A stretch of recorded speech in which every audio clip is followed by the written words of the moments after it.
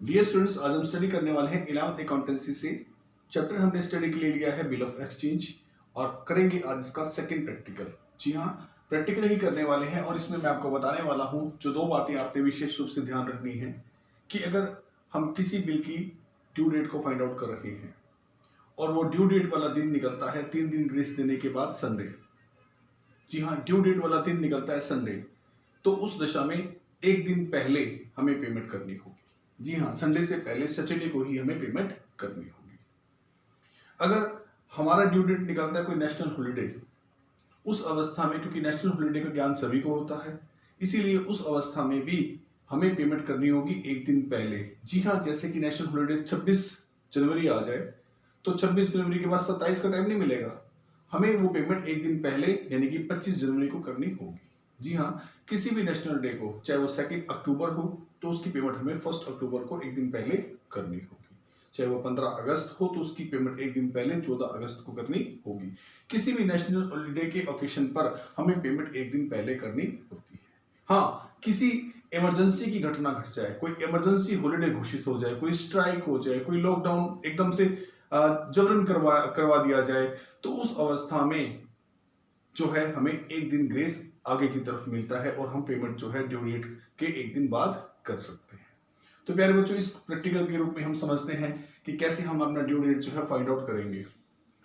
पहला ट्रांजैक्शन हमें दिया हुआ है 29 मई 2017, 29 मई 2017 और मंथ दिए हैं 4। ठीक है, अब 29 मई से एक महीना आगे अगर चले हम, 29 मई से हम जाएंगे 29 जून, बिल्कुल ये होगा पहला मंथ। 29 जून के बाद जाएंगे 29 जुलाई, ये होगा सेकंड मंथ। फिर जाएंगे 29 अगस्त, ये होगा थर्ड मंथ। फिर जाएंगे 29 सितंबर, ये होगा 4 मंथ हो गए। अब 29 सितंबर तक पहुंच गए। अब सितंबर में दिन रह गया 30 सितंबर का एक दिन।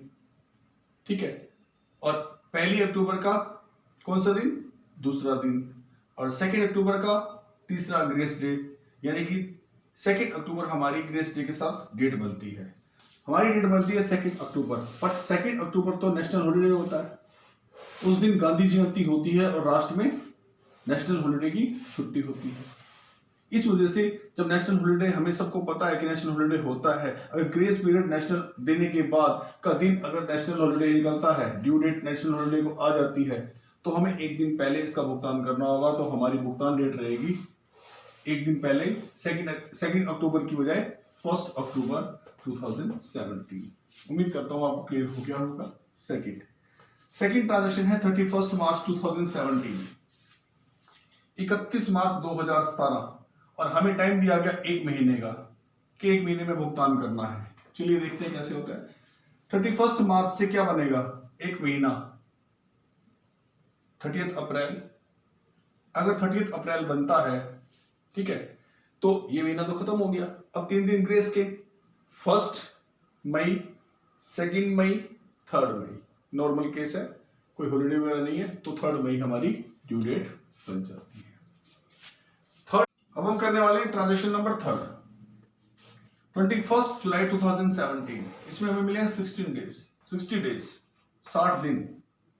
उसके बाद हमारी डेट आती है। 10 दिन इसमें जुलाई के रह गए हैं, क्योंकि जुलाई का महीना होता है, उसमें होते हैं 31 दिन। 31 जो है उसमें दिन होते हैं, और 10 डेज जुलाई के रह गए हैं, 10 डेज जुलाई के। जुलाई के बाद आता है मंथ अगस्त का। अगस्त में होते हैं 31 डे, 31 दिन जुलाई के। टोटल हो गए 41। टोटल मिले हैं 60। यहाँ 60 डे बाद मैच्योरिटी डेट और ड्यू डेट आनी है। अब बाकी रह गए, अगर 60 में से 41 डे घटा दें तो 90 डे किसके रह गए? सितंबर के 90 डेज। टोटल कितने हो गए? ये हो गए 60 डेज। 10, 31, 41 and 19, 60 days. 3 दिन ग्रेस के दो। 19 सितंबर के बाद 20 सितंबर का दिन पहला ग्रेस का दिन, 21 सितंबर दूसरा ग्रेस का दिन, और 22 सितंबर तीसरा ग्रेस का दिन। अब 22 दिसंबर हमारी बनती है, 22 सितंबर बनती है हमारी क्या? Due date. लेकिन अचानक हमें हिंट दिया गया है कि इस दिन है इमरजेंसी हॉलिडे, जी हाँ, सरकार ने इसको इमरजेंसी हॉलिडे कर दिया। अगर इमरजेंसी हॉलिडे कर दिया जाए तो उस दिशा में हमारे देश के बैंक बंद रहेंगे, भुगतान नहीं कर सकता भुगतान करने वाला।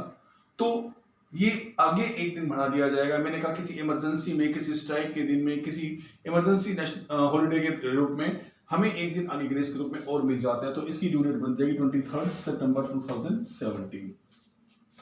मेरे बच्चों आगे देखते हैं। अब आगे आ रही है हमारे पास 14 मई 2017। इसमें हमें दिया है 90 डेज, 90 दिन। 14 मई में कितने दिन होते हैं? 31। 14 रहने तो निकल गए। 14 के बाद दिन कितने रह गए? 31 में से 14 घटा दीजिए, बाकी रह गए 17 दिन मई के, 30 दिन जून के, 31 दिन जुलाई के, ये आते हैं 17, 30, 47 और 31, 78 दिन हो गए। और बाकी बचे 90 में से 78 दिन घटाने के बाद 12 दिन अगस्त के। अगर 12 अगस्त तक हमारी डेट जाती है और 3 दिन हमें देने पड़ते हैं ग्रेस, 12 अगस्त और 3 दिन ग्रेस के, ये आ गया 15 अगस्त। और 15 अगस्त को आप जानते हैं हमारा क्या होता है? Independence day. उस दिन नेशनल हॉलिडे होती है, ये नेशनल डे है। और जिस दिन नेशनल डे होता है हमें पेमेंट एक दिन पूर्व करनी पड़ती है, पहले करनी पड़ती है, अर्ली करनी पड़ती है। तो हमारी ड्यू डेट हो जाएगी एक दिन पहले की, 14 अगस्त 2017। आगे है हमारे पास ट्रांजेक्शन नंबर 5, 28 जन 2016, 28 जनवरी 2016, एक महीने के लिए। 28 जनवरी से अगर मैं चलूं तो 28 फरवरी एक महीना पूरा करती है। अब 28 फरवरी को एक दिन पूरा होता है, लेकिन ये ईयर है 2016 का और ये ईयर है लीप वर्ष का, और इसमें 29 दिन होते हैं फरवरी के अंदर। क्योंकि कोई भी लीप वर्ष कैसे पहचान होती है? लास्ट डिजिट, 2 डिजिट को 4 से डिवाइड कर दो, यहां आ जाएगा 4। तो ये कंप्लीट डिवाइड हो जाए, कोई रिमाइंडर नहीं बचता, तो ये हमारा लीप का वर्ष होता है। इसमें फरवरी के महीने में होते हैं 29 डेज। अब हम 28 जनवरी से 28 फरवरी एक महीना पहुंच गए। अब एक दिन बचा हुआ है, तो ग्रेस में ये एक दिन आ जाएगा, 29 वाला पहला दिन ग्रेस का। फिर अगला क्या होगा? 1 मार्च, दूसरा दिन ग्रेस का, 2 मार्च, तीसरा दिन ग्रेस का। तो 2 मार्च हमारी डेट बन रही है 2016। लीप वर्ष को ध्यान में रखना है, ये कैलकुलेशंस आपने करनी है। उम्मीद करता हूं आप ये भी समझ गए होंगे। नेक्स्ट और लास्ट 31 जनवरी 2016, इसमें है 1 मंथ। अगर 31 मार्च 2016, 31 जनवरी 2016 से एक मंथ देखें तो वो बनता है फरवरी का। और फरवरी का आपको पता है कि पूरा मंथ 28 में निपट जाता है, तो पूरा मंथ निपट जाएगा 28 फरवरी। उसके बाद 3 दिन ग्रेस के देने हैं, 1 मार्च, 2 मार्च, 3 मार्च। तो 3 मार्च ही हमारी ड्यू डेट रहेगी, यहाँ कुछ भी एक्स्ट्रा नहीं है बताने को, तो इसकी डायरेक्ट 3 मार्च है। तो उम्मीद करता हूँ बच्चों आपको समझ में आ गया होगा। फिर भी कोई प्रॉब्लम रहती है तो वाया टेलीग्राम और वाया फोन जो है उससे कांटेक्ट कर सकते हैं। Thank you very much.